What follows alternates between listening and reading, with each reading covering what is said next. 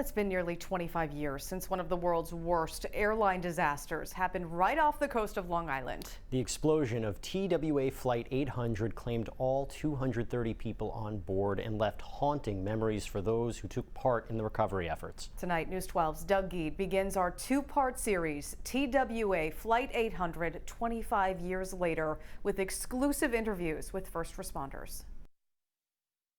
It was beyond what I think we were expecting. It was 25 years ago. George Vickers, then an assistant chief with the West Hampton Beach Fire Department, took a boat from this exact spot.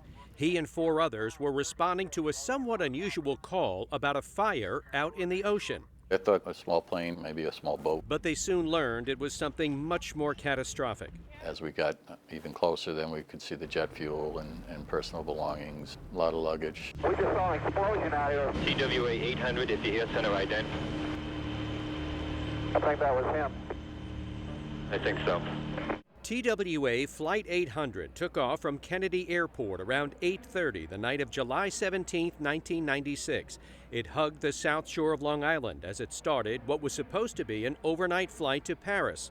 But just 12 minutes after takeoff, the 747 exploded south of Moriches Inlet and dropped into the ocean. The Coast Guard personnel called back to the incident command, said, what do you want us to do with all these bodies? For nearly 4 hours, Vickers, his friend John Burns, and others went through a horrific routine. We would come upon a victim and we retrieve them out of the water the best we could, and then we would transfer them over to the sub-county police boat. This is the memorial that was built to honor those who died. This is Smith Point County Park. The plane went down a little south and east of here.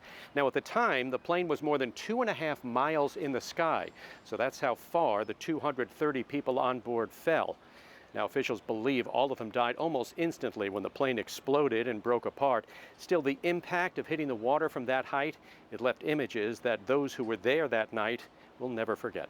Being in the fire service, I've seen a number of things as a first responder, but you can't compare it to anything that we saw. Beyond words, you know, it's probably nothing I want to share with particulars. John's brother also helped retrieve bodies that night. He had just graduated college and just accepted a job in a place called Montoursville, Pennsylvania.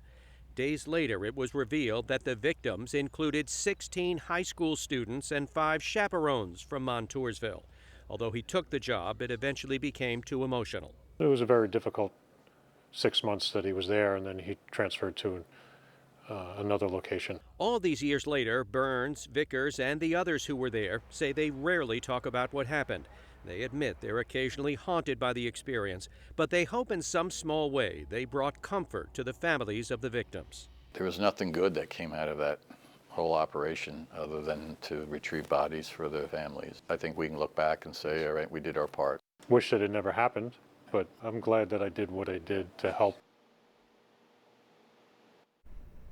Well, tomorrow in part 2, Doug takes us inside a hangar in Virginia where the reconstructed wreckage is still used today to help investigators solve airline disasters. And then join News 12 this Thursday night for a special half-hour program beginning at 9 p.m.